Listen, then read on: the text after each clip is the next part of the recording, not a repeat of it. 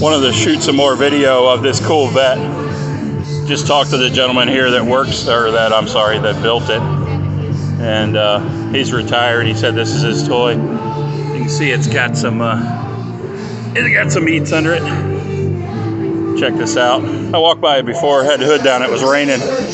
Got like the Pro Street hood on it. So I checked it out.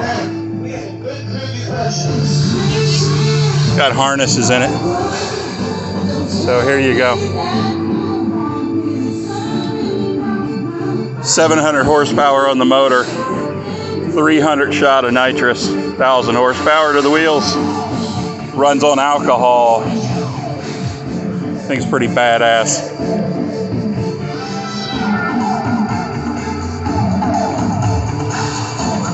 Love the hood scoop.